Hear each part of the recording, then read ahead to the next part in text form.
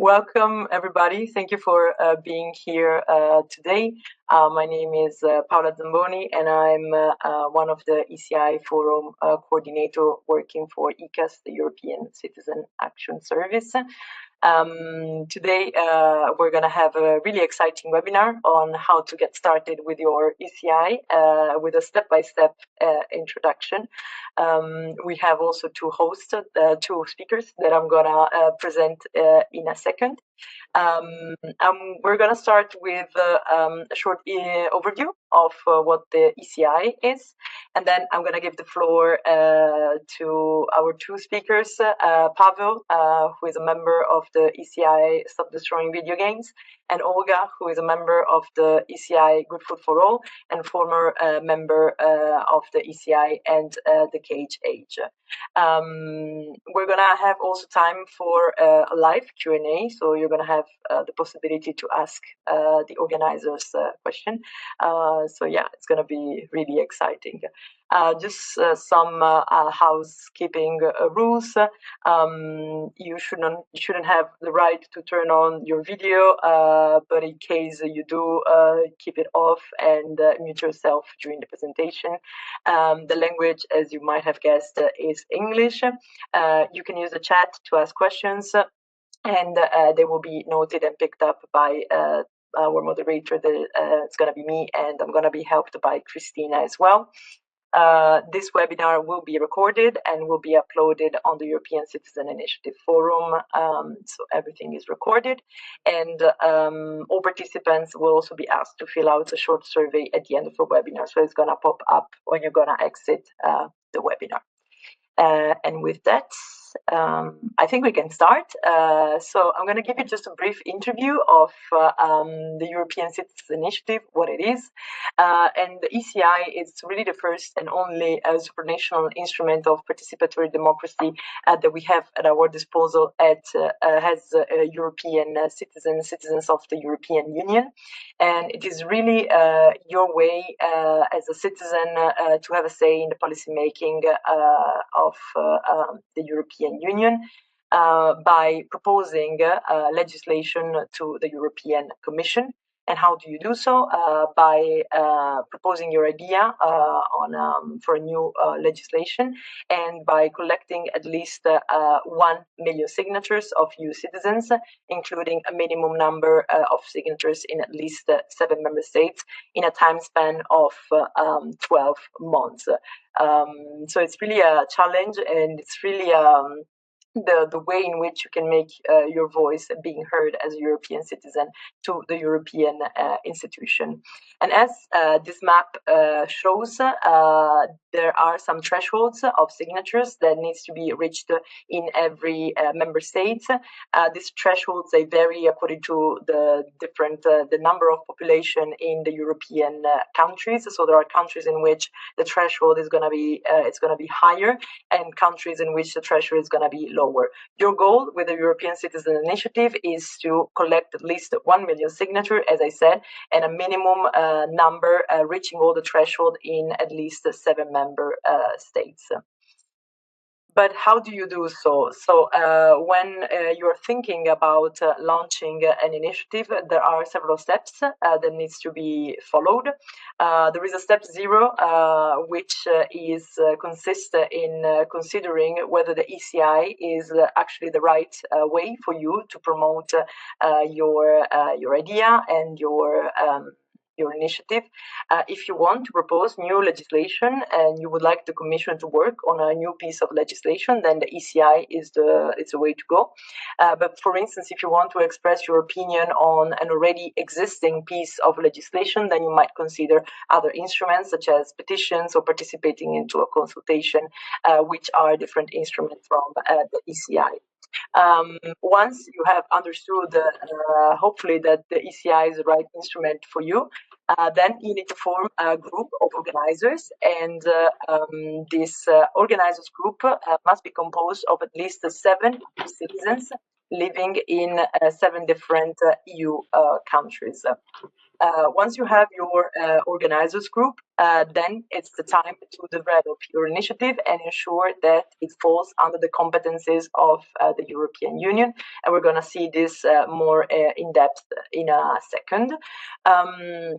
But as you might know, the European Commission has some exclusive competencies and some shared competencies. So you must be sure that the Commission can actually propose legislation in the area that you're interested in. And for that, you need to ensure that it's under their competencies. Once you also you completed the step, then you go to step 3, which is to register your initiative through your organizer's account and state the objective of your ECI, the title of your ECI, and other administrative information that may be connected to it. And the last step is to develop your campaign for signature collection. And we're going to see more in depth also with Pavel and Olga how to carry out all these steps step by step, as the title of the webinar says. Under the competencies of the European Commission, there are broadly all these topics that you see on the screen. So there is, for instance, justice, freedom and security, non-discrimination and citizenship, employment and social affairs, education, training, youth and sport, and so on and so forth. But you also can consult all the competencies of the European Commission more in depth on the website that you see here on the left part of this slide. And we're going to send the presentation to you at the end of the webinar, so you're going to have access to all the presentation and the resources that are mentioned in the presentation. And then once you have successful launched your ECI, this is how roughly the timeline is going to look like. So you have virtually a limited time to prepare your ECI, and you have to account for at least 2 months to register your initiative, and if necessary, 2 additional months to amend and resubmit your initiative for registration if the European Commission asks you to modify some parts. Once you have registered your initiative, then you can decide when to open the collection, the signature collection period. And the collection period is going to last 12 months.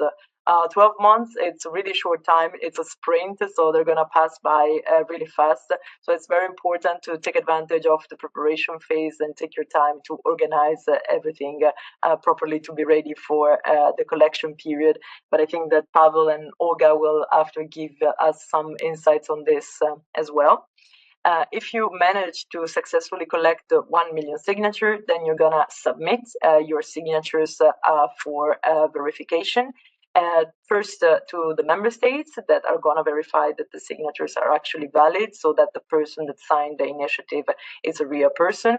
And then the initiative is going to be submitted to the European Commission, which will have 6 months to examine the initiative and to decide what to do with that. At the same time, while the Commission is examining your ECI, you're also going to have some meetings at the Parliament. So you're going to present your initiative at a public hearing at the European Parliament, and if possible, there will also be a plenary debate at the European Parliament about your initiative. And then the European Commission will decide with an official communication what is going to be the follow-up with your ECI, what is the Commission going to do about it, and then there will going to be a period of follow-up and other actions undertaken by the European Commission if necessary and if there is a decision. It's also very important to say who can sign an ECI. So there are 2 conditions to sign an ECI. First of all, you must be citizens of the European Union, so nationals of EU member states, and be old enough to vote in the European Parliament election. The age usually is 18 years old, but some member states have decided to lower the minimum age for initiative signatories to 16. For instance, Germany, Malta, Austria, Estonia, and Belgium, you can sign this initiative even when you are 16 years old, and Greece if you are 17 years old. So depending on your nationality, you might be able to sign initiative also before you are 18 18 years old. All EU citizens can sign initiative regardless of where they live, and citizens can sign only once per initiative, so one signature per one initiative. As I was mentioning, I am one of the ECI Forum coordinators, so I wanted just to give you a brief overview of what the ECI Forum is, because if you're thinking about launching an initiative and you're looking for support, the ECI Forum is the place to be, because the ECI Forum is a collaborative online platform that is available in all 24 EU languages, that provides advice and information to ECI organizers or people interested in launching an ECI all along the process. So before, during, and after the process of launching and implementing an initiative, we have practical guidance that you can consult at any time, with information about everything from registering yourself in the organizer's account to launching your campaign and collecting the signatures. We have the Ask an Expert service, where you can ask questions about your initiative, about the legal requirements, about the campaigning part, about the fundraising part. We are going to answer to your questions through Ask an Expert. You have an idea and you want to share it with other people and see if someone else is interested in this idea, then you can participate in the discussion forum. So you can post here your idea and get support. You can also be part of the ECI community, such as, for instance, with the Facebook group, where people can post, again, ideas, events, and be really part of the community.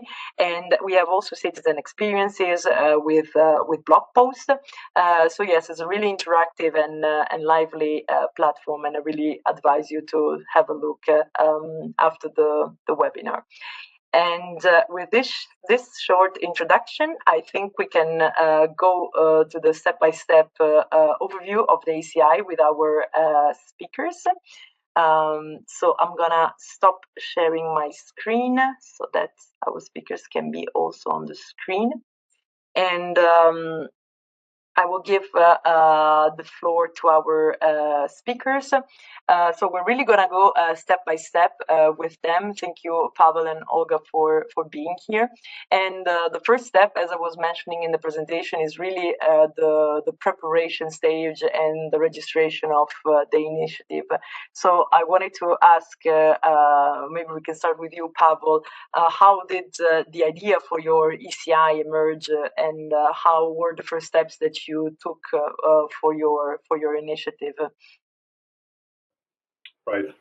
Hello, all. How people? My name is Paul Zalsak, and our initiative, Stop Destroying Video Games, we kind of had it in mind for like 10 years. I mean, Ross Scott, that is a YouTuber, he has a YouTube channel called ECI Forum, and he had it like, let's say, 2 years, from like 2015 or something. But we really waited for some kind of like big happen in the gaming to happen, that the games will actually get shut down or something will happen. And 2 years before, 3 years ago, the group by Ubisoft has been shut down, and 12 million players effectively lost their copy or the access to the game that they've bought, and the money spent. Nobody refunded them. The Ubisoft did nothing about it.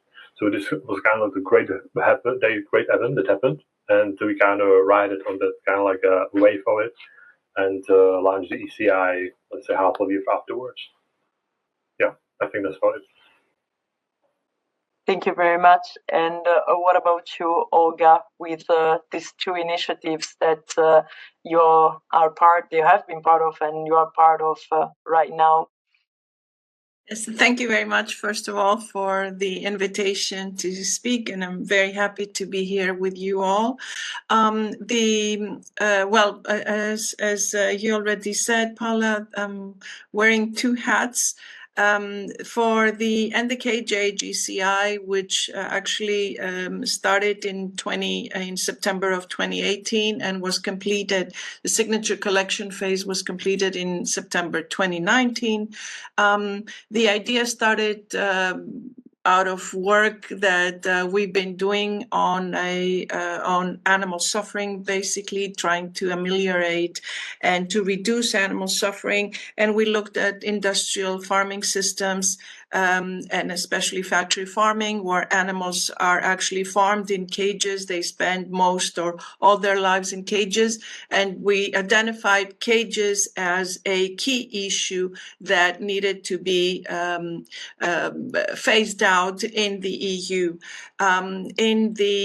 So we started working quite a few years before signature collection, before we embarked on signature collection, to gather, to learn more about what an ECI is and how we can use this particular tool.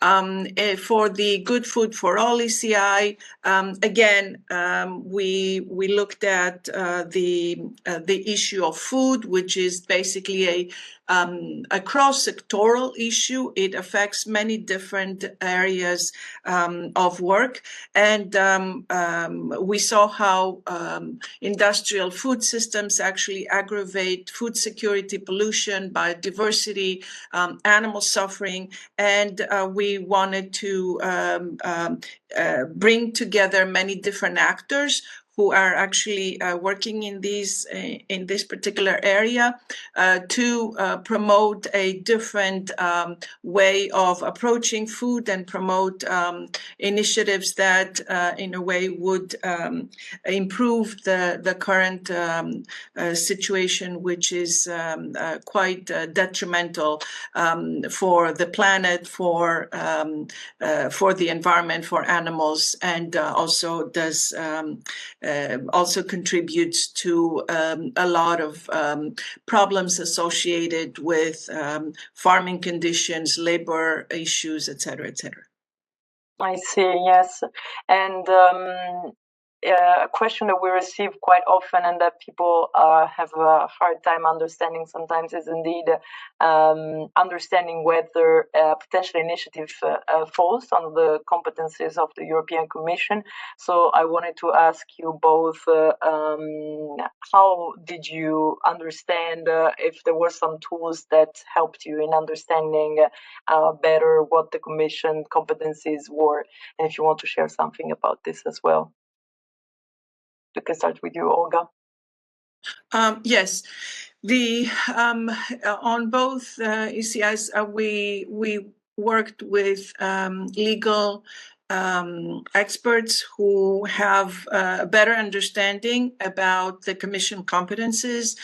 So we consulted with others, and then we also saw what was missing in terms of legislation. So we, in a way, formulated our ask according to what was missing and what was needed to be added to the existing rules. So definitely do your homework before you start. I mean, you start with an idea, but you also need to see how this idea is actually can be formulated in a way that it will be accepted by the European Commission. Yes, exactly. It's always a bit of homework, as you say, but eventually then it's gonna be successful. And what about you, Pavel? So we kind of went through the directive from the 2000, I believe, 9 or 11, and we realized there's other issue that's been addressed, but it's not really particularly exact. So, and also the kind of issue is touching the charter of the fundamental rights from the 2002.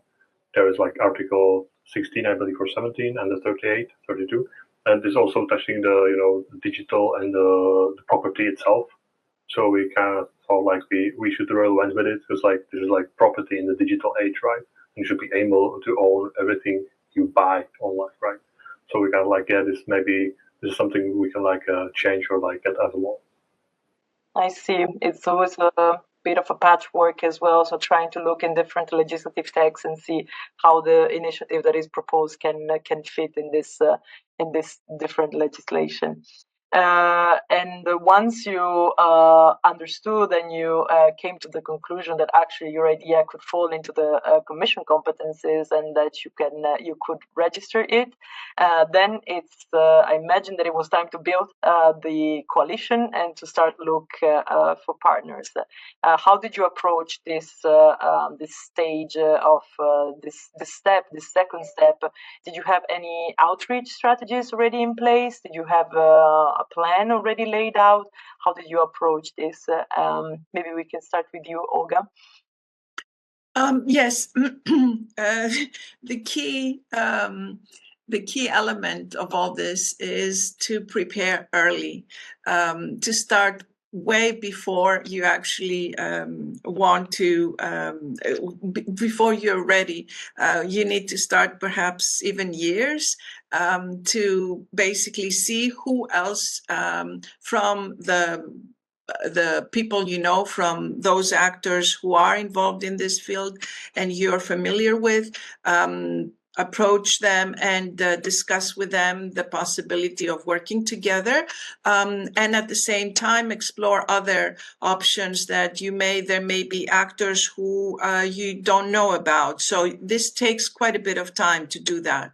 And then you need to develop together materials that in a way would be that would explain the ECI, the central idea of the ECI, to the general public, because this is where we need to get the support from the general public. But as I said before, the key element here is to prepare way in advance to be ready to launch, because once you launch, everything is you need to have everything in place, and while you're in the signature collection phase, it's difficult to coordinate if you haven't been prepared for it in advance. Yes, of course. So it's the 12 months are virtually a sprint, but then the whole process, so the before and the after becomes then like a marathon. So I think it's very important to find this kind of balance between the two. And I imagine that you are applying the same tactic also for the new ECI. You have applied the same, or were there some differences regarding this? Yes, with the new ECI, actually we had, because as I said before, it's a cross-sectoral issue. It's even harder because you need to bring together actors from many different walks of life, let's say, and this is not easy to do, and it does take a lot of time. There are also different asks from the different actors, and you need to make sure that everything is well coordinated. It's different if it was a single issue and you were looking for partners who work on one specific area. Perhaps it's easier, but when you're working with partners who cover many different areas, then you need to coordinate very well, and this again takes a lot of time. It's not only a pan-European campaign, cross-sectoral campaign. It's a lot of layers to the ECI usually. And what about you, Pavel? How did you approach this, the step of building the coalition, looking for partners? So we kind of didn't work with any coalition partners, but at the beginning, because I shared the post on the subreddit of Asmo Golf. He's like one of the biggest streamer in the world, and he reacted on it. He made the reaction video. He's got like 1 million views. Then they reacted back and forth with other YouTubers on it. So it just like kind of built that momentum, and people knew about it. And we got within the first month we got 400,000 signatures, which was pretty huge. Like we didn't even expect it, right? Like 400,000 within the first month. And so we kind of like went with it and completely forgot to like take care of the momentum and kind of spread the message elsewhere. And then it's kind of like within the September, it kind of like died. The momentum was just died completely. And then we started looking for other people and partners. We found the European Pride Party. We found like developers, streamers, like the celebrities of the internet these days. and they kind of helped us to kind of like to be like able to still kind of be in the minds of the gamers, but like in the behind, because like all the stuff that is happening these days in the world, just if you're not creating any breaking news, you probably or will forget about you within a few weeks. So yeah, kind of like went with it, and also the gamers are really passionate, and there are specific platforms which are really huge, which is Discord as a platform servers, and also Reddit as a forums for niche topics. Yeah, it's true that using a bit of buzz on the internet helps, and this is exactly what helped you in the first place. But then also managing to sustaining the momentum is important, which brings us to the third step, which is campaigning tactics. So what tactics you put in place to sustain your campaign, which is 12 months. So it's 1 year of campaign plus the before, as Olga was saying, because it's very important to prepare also before the launching of the initiative. So I wanted to ask you, Pavel and Olga, if there were if there are some tools or resources that for your initiative have proven the most effective for signature collection, and if there were any differences in also different countries. So how did you approach maybe the campaign in different countries, and if there was some difference in this aspect? You can start, Pavel, if you want this. Okay. We kind of approach it like from the Discord and from the Reddit to those platforms, because the gamers are on there every time and everybody's connected there.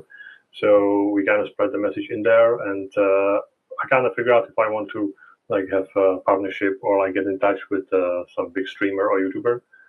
Usually emails doesn't really work just for the politicians, for the people here in Brussels, but like from the YouTuber side, nobody really checks the mail, and they really get thousands of like spam emails about just fishy stuff. So yeah, I need to get there through like a different thing, and I use the Twitch, which is also a streaming platform, and there are super chats, which means that you can send like 2 or 3 euros, send a message, and the message will be read out loud on the stream by some bot. So the streamer will hear about it actually and can respond to it, and when he receives the money, it usually says thank you and responds on the message, which was this is how it works like right now on the streamers and YouTuber space. And yeah, I think this was from the like a gamer's part, and I really recommend you to like if you want to get in touch with YouTubers and streamers, go to their Discord servers, to their community. They usually have like maybe tens of hundred, maybe more moderators, and the moderators usually are in direct touch with the streamer itself. So just write some copy-paste message, send it to them, and maybe some of them will respond, which is usually it happens this way. They'll respond, and they need some verification that you're from the initiative itself, and then they will reconnect you with the streamer, and voila, you're there. And at the same time, so this was happening in the online world where borders are not a thing. So you don't really know if someone is from Italy or if someone is from Slovenia. So were you monitoring at the same time if you were reaching the thresholds in the different member states, and maybe at some point you tried to focus on a different country, or you didn't have this issue? I mean, we didn't really have to, because we got those 7-country thresholds like in the first month or two. And then we just worked for the 1 million signatures. So it was like from all the other countries and the streamers, English speaking especially, and Spanish, that was just hitting the most of the Europe, and also the globe is like right now it's a global thing. Everybody speaks about it. It's like we never been in so much hype ever. It's very interesting to see how the campaign developed thanks to this. And what about you, Olga? Yes, well, we employed different strategies in terms of campaigning. First of all, with the NDK-JGCI, some of the signatures, I mean, we had online collection, but we also had printed forms where, people could sign. So therefore, you need to employ both online and social media campaigns, but also hold events. Events were very important. Go out in the street, engage with your partners so that they know enough about the ECI in order for them to collect signatures and answer questions by people. So it was both online and print form. We also did quite a bit of advertising and even ran ads in newspapers in order to inform the public, and the public responded. I have to say that given that the ECI and signature collection takes place in different countries, as you said, in the different member states, you need to develop national strategies per member state in order to perhaps create a message that is that people are familiar with in the particular member state. That means that you need to work there with your partners, with your local partners, to ensure that they are engaging in this campaign as much as possible. In the KJGCI, we worked with 170 organizations across Europe. With the Good Food for All ECI, which is running now, we have over 350 organizations that are behind this ECI. Yet we still need to work a lot more, because you need to galvanize support. You need to mobilize these organizations so they run their own campaigns at member state level. So, this is quite time-consuming, but also requires a lot of energy, and requires that there is a good network and cooperation with within this network, in order to make sure that everybody is actively collecting signatures. Yes, indeed, because most of the organizers, then they do this on the side, so as a volunteering experience, and they have other jobs. And so I was wondering how crucial was for you also the help on the different countries of volunteers, and if you run maybe campaigns to go get volunteers, or if people were approaching you just spontaneously, what was helpful in your experience? Both, because once people find out about the ECI and they care about the cause, then people usually approach you nowadays via social media, via other ways. Also, it can be the other way around, that you can ask, or via the local organizations, of course, they can ask for volunteers. They can ask for people who are interested to join the campaign and work with those groups that actually are engaged in signature gathering. The role of volunteers in the work of civil society is very, very important, and civil society perhaps wouldn't exist without the volunteers. So people who care, they usually join, and they take the initiative themselves to actually approach you.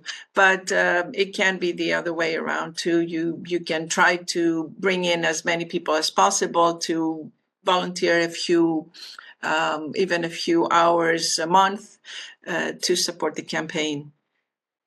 Of course, that's very interesting. Was that your experience as well, Pavo, or how did the volunteers work on the internet? Yeah, so the volunteers from the beginning, they were pretty excited if they knew about it, and from the beginning, people didn't really knew that something like this could really happen, because like we gamers are pretty get used to that. The big corporations kind of like shit on us, if I would say it, not really by a polite way. So this was the first time that gamers could really take a stand and just provide signature to something that would really matter. So they've been excited from the start, and we kind of built a signature. We kind of built a Discord server for the community stuff. Yeah, I have to stress that Discord server is a pretty great tool for like having the community excited for the long time and just spreading memes and just get engaging with them. And we had like 20 voluntaries at the beginning. Like let's say 15 were on the initiative itself, and then we got like spread the word, and we had like 70 for the inner circle. The 20 of them are in the ECI member ship, and then we got like let's say like seven. The first Discord had like 40,000 people as fans, and the people that were interested in the topic and maybe trying to help. Maybe some of them made a presentation at the school about this topic. Some of them are being taught right now. Like I met a girl at the ECI day last month, and she told me that they were actually having a lesson about us in the law school, which was pretty insane, right? So I was like, yeah. And so we are pretty excited, and right now gamers are all the people that are just joining us would like to spread the message, and even the YouTubers are sometimes just would like to get in touch with ourselves. It's not like anymore. Just need to write them and just I'm the guy. I need to verification. Like I'm this guy. Just trust me. So it's like the beginning was pretty hard, but once they get the idea of what we're trying to do, they've been on board almost immediately.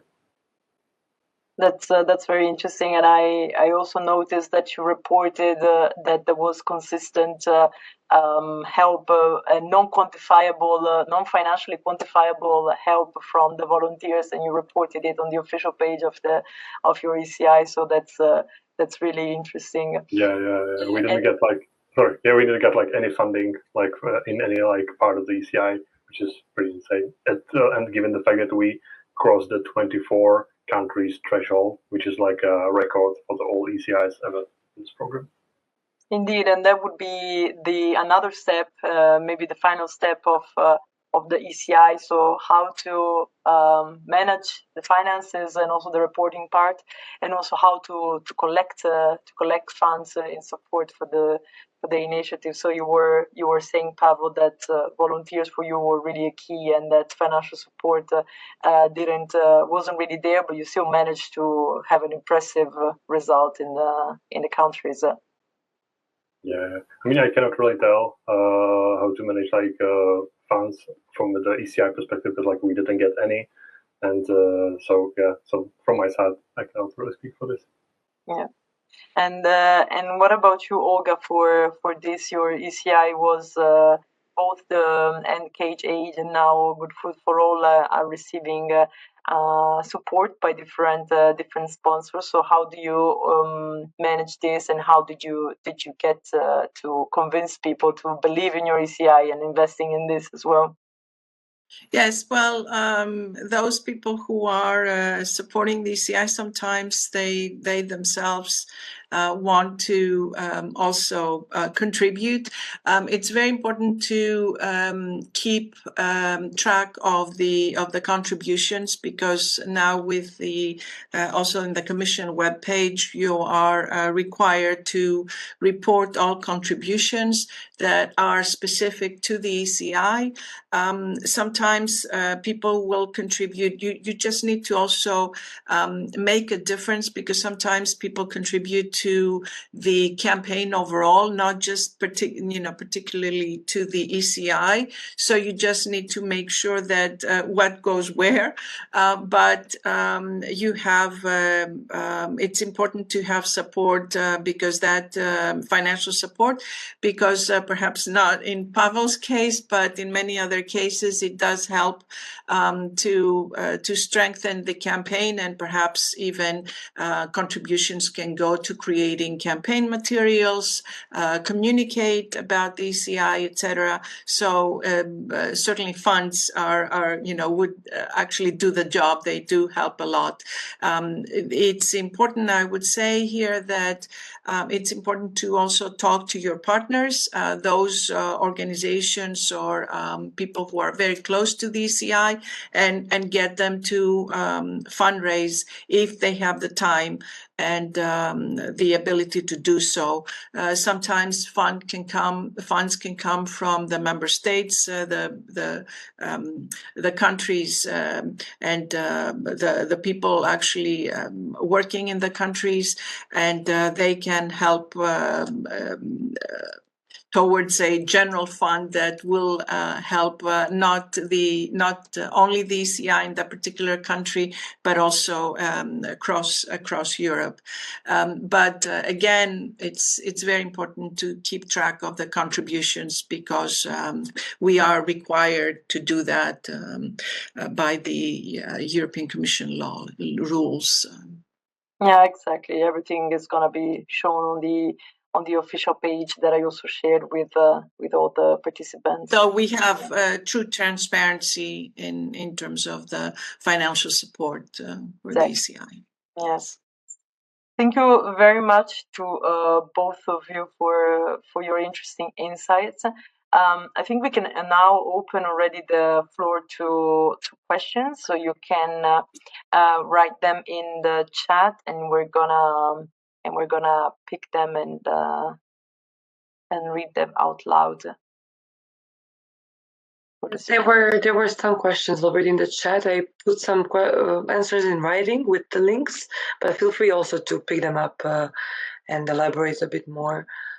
Yeah, I see one on how the ECI could help to find people from other countries. So on the ECI Forum, you have the discuss section, the discuss forum, where you can actually post your ideas, as Christina was saying, and as she flagged in the chat. You can post your ideas, and you can look for support. You can build your organizer group starting from there. We see people interacting and getting interested in each other's ideas, so that's really helpful. But there's also the Facebook group, where you can post again your ideas and your intentions about a potential ECI. So that is also a platform. And maybe also Olga and Pavel would like to add something about this, how to find other people from. I would just like to add here basically how important work. I want to praise here the important work that the forum does, because for someone, or some people or groups that don't know much about the ECI, the forum helps you a lot by creating, let's say, a community of people who are interested not necessarily on one particular issue, but basically they bring together different ideas. They can help you, as was said previously, they help towards interaction, and you learn a lot more about what works, what doesn't work.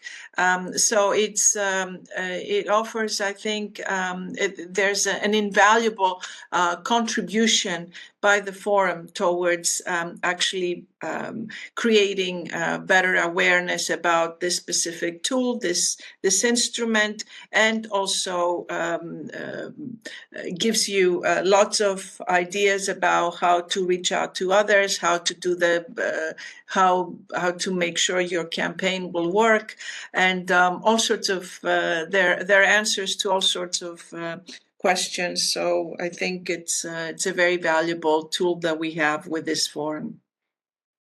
Thank you very much, Olga. Yes, we advise you to be on the forum, and we hope that it's going to be useful for everybody to launch an ECI. In the meantime, we had another question. One of the participants asks if you have faced any backlash coming from specific politicians or private companies to try to hinder your campaign, and if yes, how did you handle it?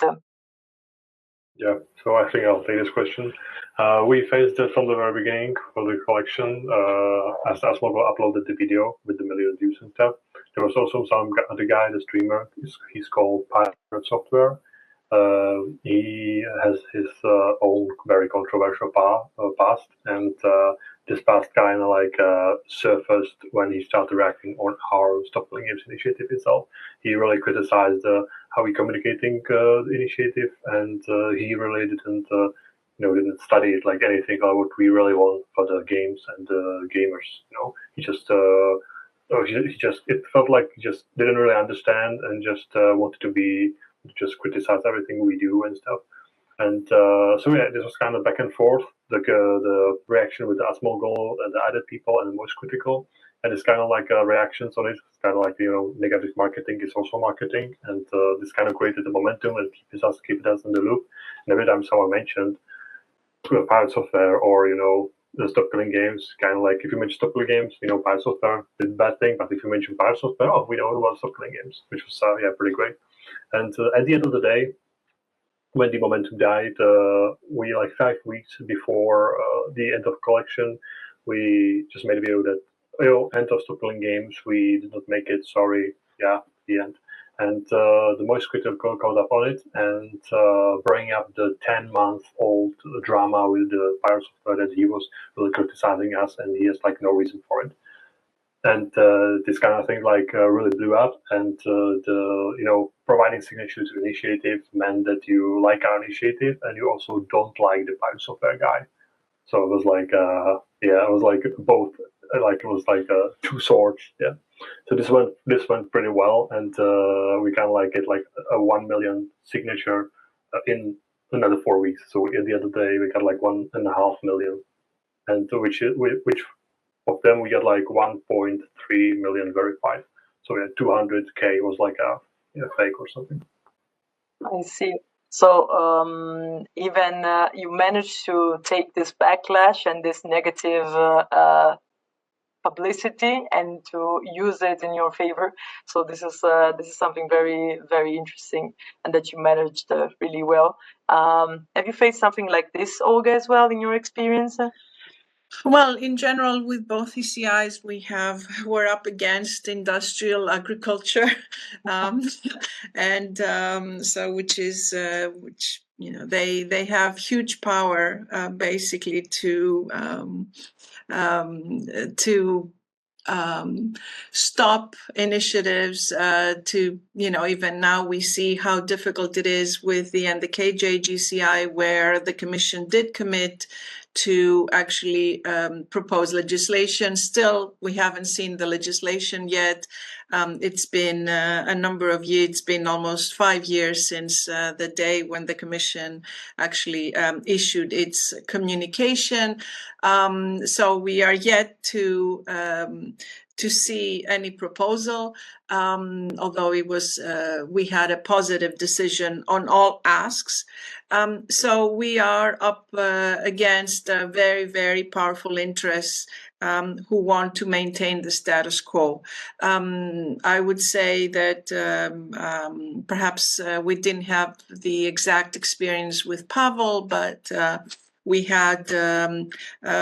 are usually called very sentimental, or we are that we're out of touch with reality, etc., etc. So, of course, different arguments are used, perhaps creating a myth about the cause, and we need to be there.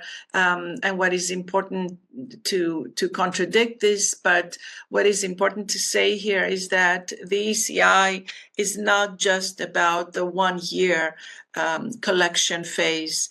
It starts way before, and it continues long after you submit the signatures, and even as we've seen now, long after you even have a commission decision to which is in our case, in the case of the NDK GCI, was positive. So it's a long, you need to be in it for the long run.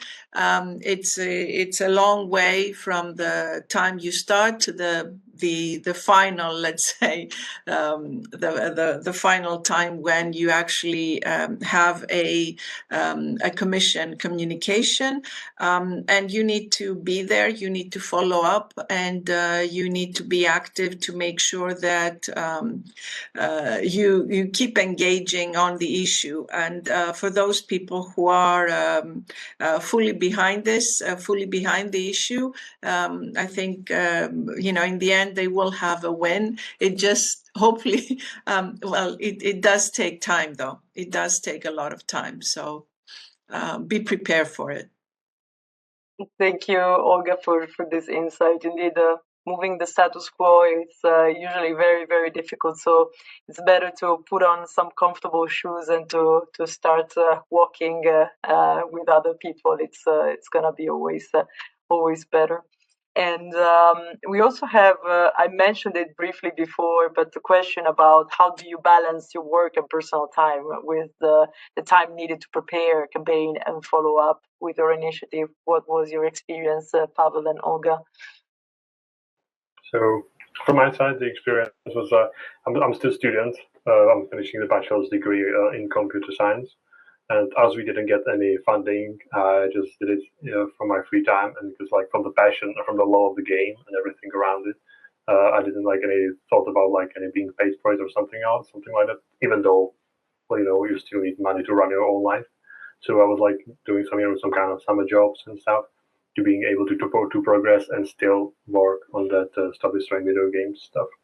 And yeah, I think that's kind of like I know my other colleagues, they have like families and work and something, and I don't have it, so I could like at some point I was just doing 20 hours a week for the Stop Destroying Video Game stuff.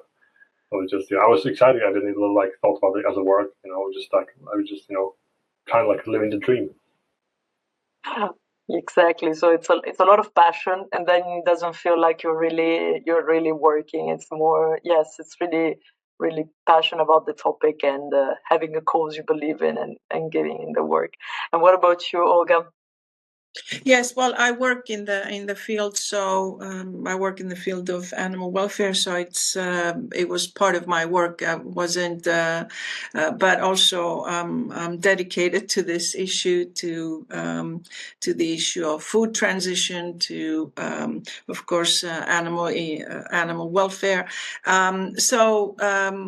It's important to remember that it helps when you have, of course, perhaps not all ECIs are lucky, like Pavel's, to just depend only on volunteer work. But it's important to remember that people need to be engaged. And you need to have, it's good to have people who are working in the field, but also we shouldn't underestimate the power of that volunteers have in bringing together, bringing a lot of support to an ECI.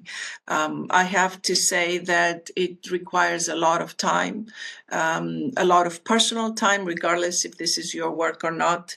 And as I said before, it goes way beyond the 1 year phase, the signature collection phase. So it's more like we should see this as a very long-term project.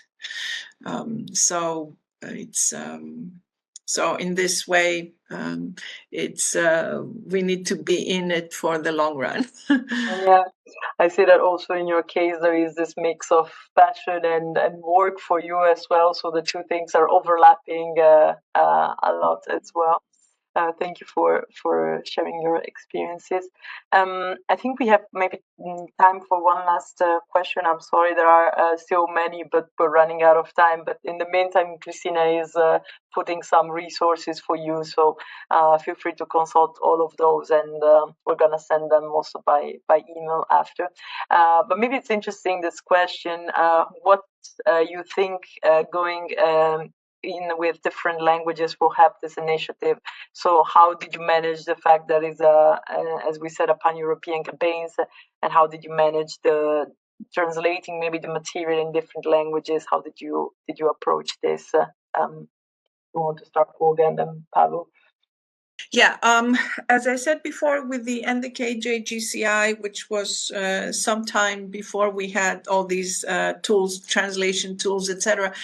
I mean, things were a bit are far more advanced now. We had to translate into all European languages.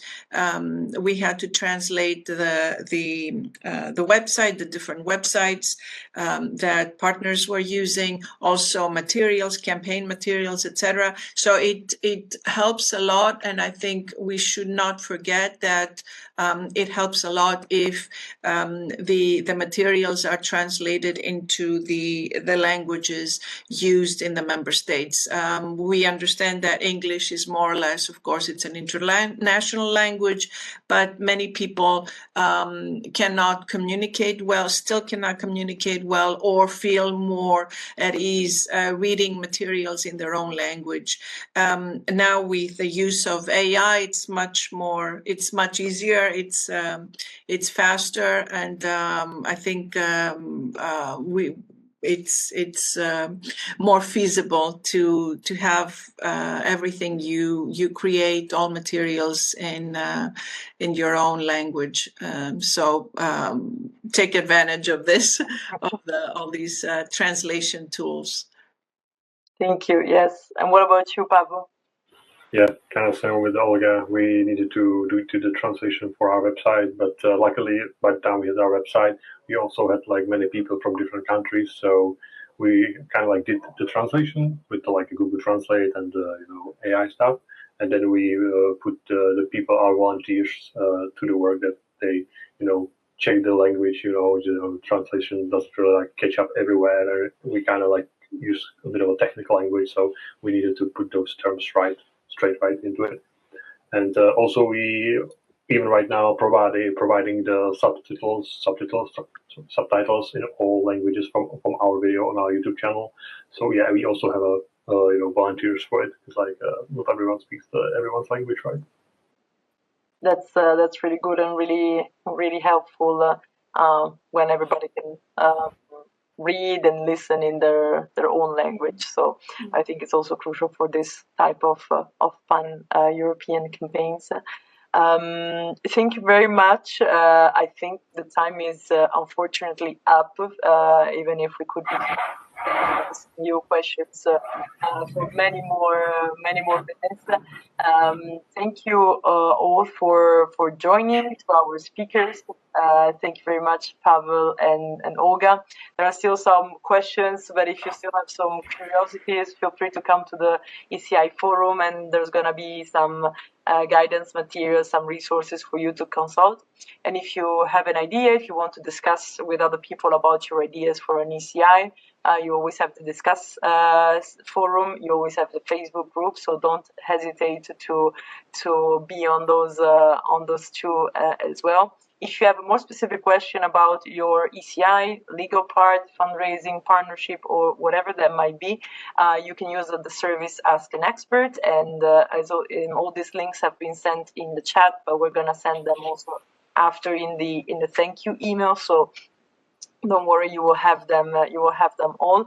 I see also a lot of encouragement in the chat to both you, Olga, and Pavel. So for your next step with your ECI, so I will also say back in continuing this long way with your ECIs. And yes, see you in the next webinar, the next event of the forum. And I wish you a nice rest of the day. Yeah. Thank you very much for having me. Feel free to add me on LinkedIn. It's been a pleasure. Of course. Thank you. Thank you very much, everyone. Okay. Thank you very much. Have a nice day. Bye. Thank you. Bye. Thank you.